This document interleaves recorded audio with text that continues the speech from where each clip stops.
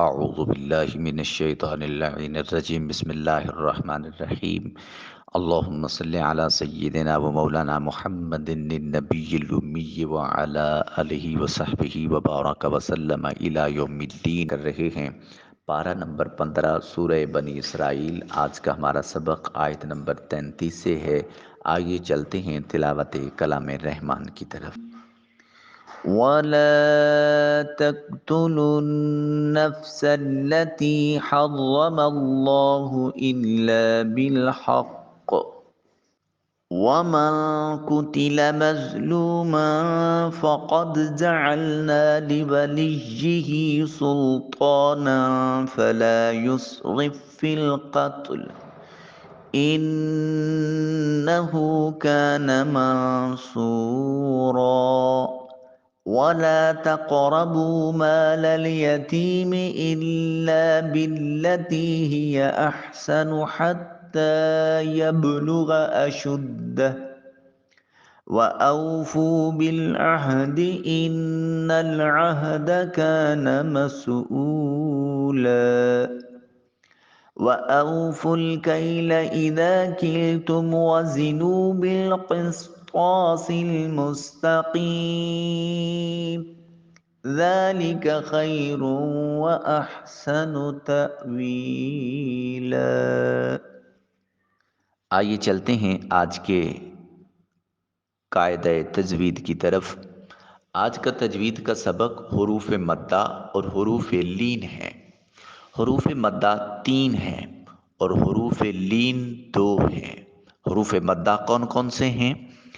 الف جب خالی از حرکت ہو، یعنی اس کے اوپر کوئی حرکت نہ ہو، اس سے پہلے والے حرف کے اوپر زبر ہو، اسے الف مدہ کہتے ہیں۔ واو کے اوپر جب جزم ہو، جسے ہم سکون کہتے ہیں، یعنی واو ساکن ہو اور اس سے پہلے والے حرف کے اوپر پیش ہو، یا ساکن ہو اور اس سے پہلے والے حرف کے نیچے زیر ہو، ان دونوں صورتوں میں واو مدہ اور یائے مدہ ہوگا۔ حروف مدہ کا حکم یہ ہے کہ جہاں یہ کہیں آ جائیں تو ان کو ایک الف کے قائم مقام لمبا کر کے ادا کرتے ہیں۔ حروف لین، حروف لین 2 طرح کے ہوتے ہیں۔ جب واو ساکن ہو اور اس سے پہلے والے حرف کے اوپر زبر ہو، واو لین کہلاتا ہے، اور جب یا ساکن ہو اور اس سے پہلے والے حرف کے اوپر زبر ہو، یا لین کہلاتا ہے۔ یا لین کا حکم یہ ہے کہ اس کو نرمی سے ادا کرتے ہیں اور اسے بھی ایک الف کے قائم مقام لمبا کرتے ہیں۔ آج تجوید میں 2 چیزیں سیکھیں، حروف مدہ، حروف لین۔ حروف مدہ واو الف یا، حروف لین واو اور یا۔ حروف مدہ میں حروف ساکن ہوں گے اور پہلے والے حرف کے اوپر زب پیش ہوگی۔ حروف لین میں حروف ساکن ہوں گے اور اس سے پہلے والے حرف کے اوپر زبر ہوگی۔ آئیے چلتے ہیں ترجمہ اور تفسیر کی طرف۔ وَلَا تَقْتُلُوا، وا اور لا نہ، تقتلوا تم قتل کرو، النفس کسی جان کو، التی جس کا، حرم حرام کر دیا، اللہ اللہ نے، الا مگر، بالحق جب اللہ کی طرف سے سزا کے طور پر اس کا قتل کرنا حق ہو تو پھر قتل کر سکتے ہیں۔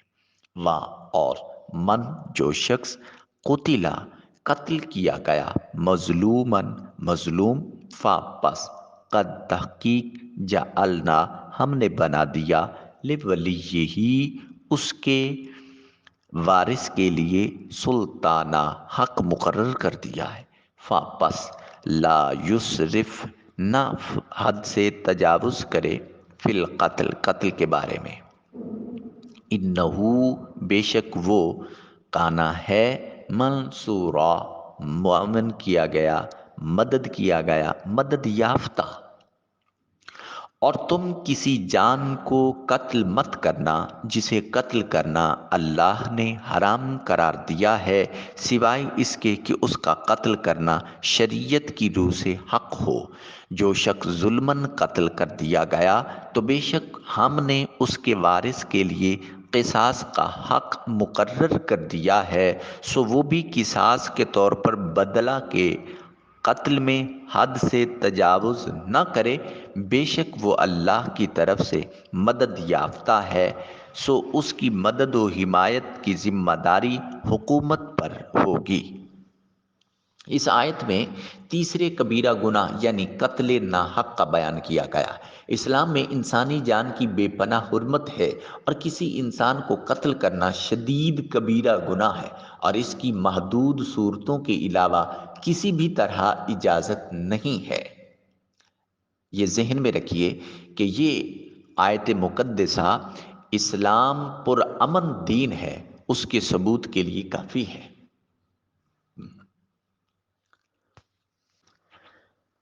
اور یہ بھی ذہن نشین رہے کہ یہاں قتل کی ممانعت و حرمت کے ساتھ ساتھ اس کی اجازت کی ایک صورت بھی بیان فرمائی گئی ہے، اور وہ ہے کسی کو قصاص میں قتل کرنا۔ قصاص کیا ہے؟ یعنی قتل کے بدلے قتل، اور یہ بھی عدالت کے فیصلے کے بعد، ذاتی طور پر نہیں۔ یہ نہیں کہ بغیر کورٹ کے فیصلے کے خود ہی قصاص لیتے پھریں، اس کی ہرگز ہرگز اجازت نہیں ہے۔ پھر قصاص میں قتل کی اجازت کے ساتھ اس کی بھی محدود اور قیود بیان فرمائیں کہ قصاص میں قتل کرنے میں مقتول کا وارث حد سے نہ بڑھے۔ جیسے زمانہ جاہلیت میں ایک مقتول کے بدلے میں کئی کئی لوگوں کو قتل کر دیا جاتا تھا، تو فرمایا گیا کہ صرف قاتل سے قصاص لیا جائے گا، کسی اور سے نہیں۔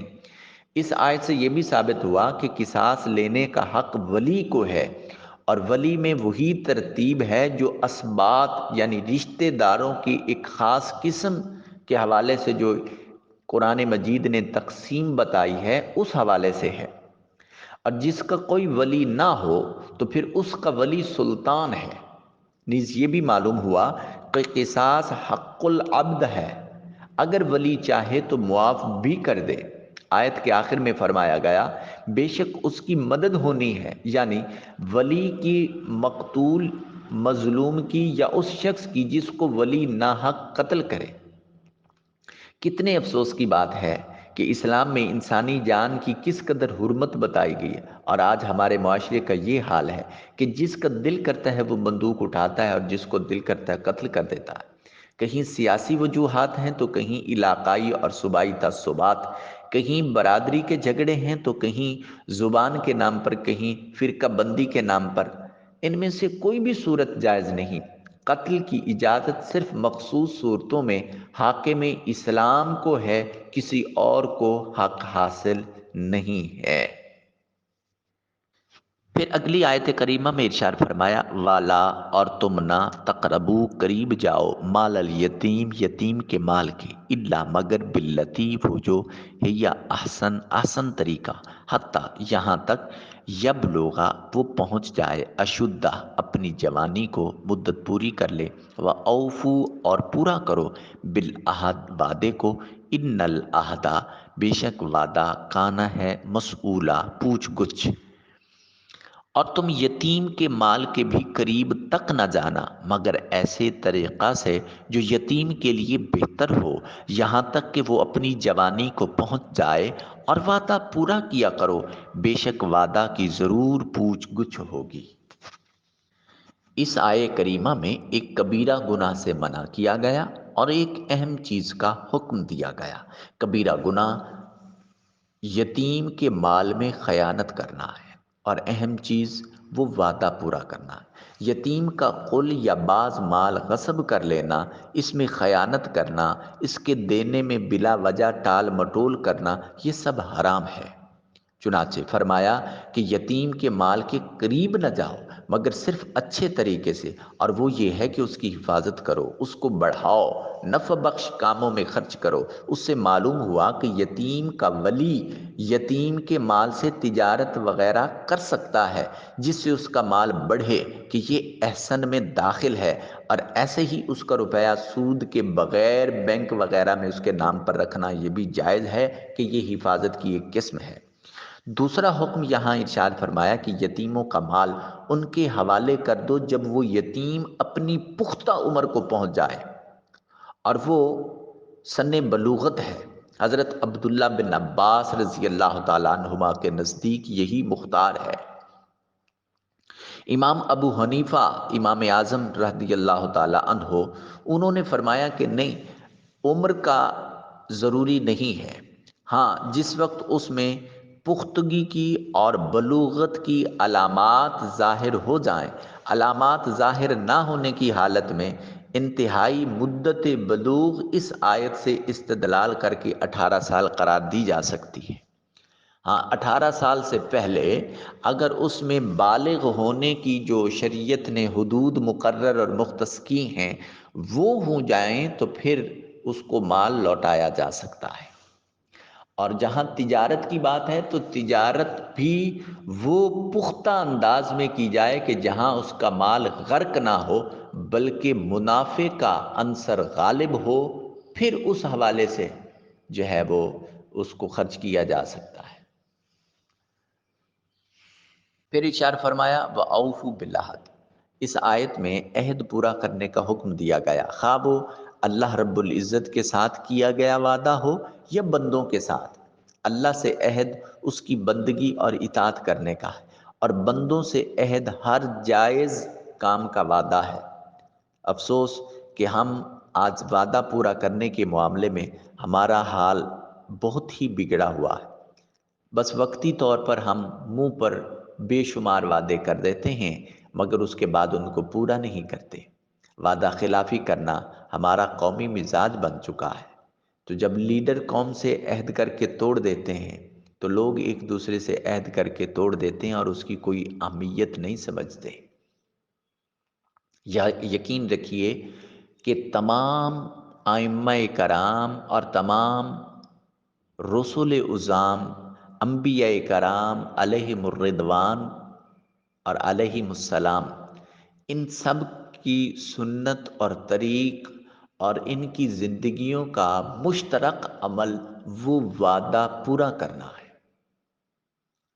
روز اول سے لے کر آج دن تک ہر وہ شخص جو مقام ولایت پر سرفراز ہوا ہے وہ کبھی بھی کسی دور میں بھی عہد شکن نہیں ہوا۔ یہ ذہن میں رکھیے، جھوٹا شخص اللہ کی ہمدردی، اللہ کی شفقت، اس کی رحمت سے دور ہو جاتا ہے، جبکہ سچا شخص، کیونکہ سچائی اللہ کی صفت ہے اور یہ صفت جو اپنے وجود میں پیدا کر لیتا ہے، اپنے کردار میں پیدا کر لیتا ہے، تو گویا اللہ رب العزت کی صفت کا عکس اس کے کردار سے جھلکتا دکھائی دیتا ہے۔ قلندر لاہوری نے کہا تھا، آئینے جواں مردہ حق گوئی و بے باقی، اللہ کے شیروں کو آتی نہیں روباہی۔ تاجدار کائنات صلی اللہ علیہ وسلم نے ارشاد فرمایا منافق کی 3 نشانیاں ہیں۔ ایک یہ کہ جب وہ بات کرے گا تو جھوٹ بولے گا، وعدہ کرے گا تو خلاف کرے گا، اور جب امانت دیا جائے تو خیانت کرے گا۔ تو گویا وعدہ پورا نہ کرنا یہ منافقت کی ایک قسم میں سے آتا ہے۔ لہذا جس کے ساتھ جو بات کرے مومن اپنی بات کا پختہ ہوتا ہے۔ اور تاریخ کے جھروکوں میں دیکھیں تو اسی سچ کے جرم کی پاداش کی وجہ سے لوگوں نے اپنی جان تک قربان کر دی۔ سچ بات پر تعزیریں کچھ آج نہیں کوثل، بے درد زمانے کی یہ ریت پرانی ہے۔ لوگوں کو سچ کے بدلے میں پھانسی قبول کرنا پڑی ہے مگر وہ سچ سے ایک بال کے برابر بھی آگے پیچھے نہیں ہوئے۔ لہذا مسلمان اپنی بات کا پختہ ہوتا ہے، وعدہ خلافی نہیں کرنی۔ اور جہاں تک یتیم کی بات، حضور نے ارشاد فرمایا کہ یتیم کی کفالت کرنے والا اور میں جنت میں یوں قریب ہوں گے۔ پھر آپ نے 2 انگلیوں کا اشارہ فرمایا، ہا قذا فی الجنہ، انا وقافل الیتیم ہا قذا فی الجنہ، میں اور یتیم کی کفالت کرنے والا شخص جنت میں یوں ایک دوسرے کے قریب ہوں گے جیسے یہ 2 انگلیاں ہیں۔ تو جہاں یتیم کی کفالت کا حکم اسلام دے رہا ہے، وہ اسلام کس طرح یتیم پر ظلم کر کے اس کا مال ہڑپ کرنے کی، ہضم کرنے کی اجازت دے گا۔ یہ صفت جس میں پیدا ہو جائے کہ اس نے سچ بولنا ہے تو یہ سچ تمام برائیوں کے دروازے کو بند کر دیتا ہے۔ یہ وعدہ پورا کرنا وعدے اور سچ کا چولی دامن کا ساتھ ہے، اور جب یہ دو صفات بندے میں غالب آ جائیں تو وہ تیسری صفت جو اس میں پیدا ہوتی ہے وہ امانت ہے۔ وہ کبھی بھی اس میں خیانت نہیں کرتا، اس کا شعور اتنا بیدار ہو جاتا ہے۔ آج کے سبق کی آخری آیت یہ ہے وَأَوْفُوا، اور تم پورا کرو الکیل، ناپ کو، اذا کلتم، جس وقت تم ناپو، وزنو، اور وزن پورا کرو، بالقسطاس، ترازو، المستقیم، سیدھے سے، ذالکا، یہ خیر بہتر، و احسن، اور اچھا ہے، تأویلا، انجام کے اعتبار سے۔ اور ناپ پورا رکھا کرو، جب بھی تم کوئی چیز ناپو اور جب تولنے لگو تو سیدھے ترازو سے تولا کرو، یہ دیانتداری بہتر ہے اور انجام کے اعتبار سے بھی خوب تر ہے۔ دیتے وقت ناپ تول پورا کرنا فرض ہے، بلکہ کچھ نیچا تول دینا یعنی بڑھا کر دینا یہ مستحب ہے۔ اللہ رب العزت نے خود اس کی فضیلت بیان فرمائی کہ یہ بہتر ہے اور اس کا انجام اچھا ہے۔ آخرت میں تو یقیناً اچھا ہی انجام ہے، دنیا میں بھی اس کا انجام اچھا ہوتا ہے کہ لوگوں میں نیک نامی ہوتی ہے جس سے تجارت چمکتی ہے۔ آج دنیا بھر میں لوگ ان ممالک سے خریدنے میں دلچسپی لیتے ہیں جہاں سے صحیح مال صحیح وزن سے ملتا ہے، اور جہاں سیب کی پیٹیوں کے نیچے آلو پیاز نکلیں یا پہلی تہ اعلیٰ درجے کی نکلے اس کے بعد نیچے سڑا ہوا مال نکلے، وہاں کا جو انجام ہوتا ہے وہ سب سمجھ سکتے ہیں۔ گویا اس آیت کریمہ میں خرید و فروخت سے متعلق اسلامی تعلیمات ہیں۔ حضرت واصلہ بن اسقع رضی اللہ تعالی عنہ سے روایت ہے، رسول اللہ صلی اللہ علیہ وسلم نے ارشاد فرمایا، جو شخص ایسی عیب دار چیز فروخت کر دے جس کے عیب پر خبردار نہ کیا ہو تو وہ اللہ کی ناراضی میں رہے گا اور فرشتے اس پر لعنت کریں گے۔ حضرت سیدنا ابو ہریرہ پاک فرماتے ہیں، تاجدار کائنات صلی اللہ علیہ وسلم غلہ کے ایک ڈھیر پر سے گزرے، اپنا ہاتھ شریف اس میں ڈالا، آپ کی انگلیوں نے اس میں تری پائی تو ارشاد فرمایا، اے غلہ والے یہ کیا ہے؟ اس نے عرض کی، یا رسول اللہ صلی اللہ علیہ وسلم اس پر بارش ہو گئی تھی۔ رسول اللہ صلی اللہ علیہ وسلم نے فرمایا، تو گیلے غلہ کو تو نے ڈھیر کے اوپر کیوں نہ ڈالا تاکہ اسے لوگ دیکھ لیتے؟ پھر ارشاد فرمایا، جو ملاوٹ کرے وہ ہم میں سے نہیں۔ حضرت معاذ بن جبل رضی اللہ تعالی عنہ راوی ہیں، رسول اللہ صلی اللہ علیہ وسلم نے ارشاد فرمایا، تمام کمائیوں میں زیادہ پاکیزہ ان تاجروں کی کمائی ہے کہ جب وہ بات کریں تو جھوٹ نہ بولیں، اور جب ان کے پاس امانت رکھی جائے تو خیانت نہ کریں، اور جب وعدہ کریں تو ان کا خلاف نہ کریں، اور جب کسی چیز کو خریدیں تو اس کی مذمت یعنی برائی نہ کریں، اور جب اپنی چیز بیچیں تو اس کی تعریف میں مبالغہ نہ کریں، اور ان پر کسی کا آتا ہو تو دینے میں ڈھیل نہ ڈالیں، اور جب ان کا کسی پر آتا ہو تو لینے میں سختی نہ کریں۔ اللہ اکبر! اسلام مکمل ضابطۂ حیات ہے۔ وہ اپنے فالوورز کو صرف خدا کی عبادت نہیں سکھاتا بلکہ رہن سہن، چال چلن، طرز معیشت، طرز معاشرت سکھاتا ہے۔ اب اس رکوع میں ہم وہی طرز معیشت اور طرز معاشرت ہی تو سیکھ رہے ہیں، کردار سازی ہی تو سیکھ رہے ہیں، تشکیل سیرت و کردار ہی سیکھ رہے ہیں۔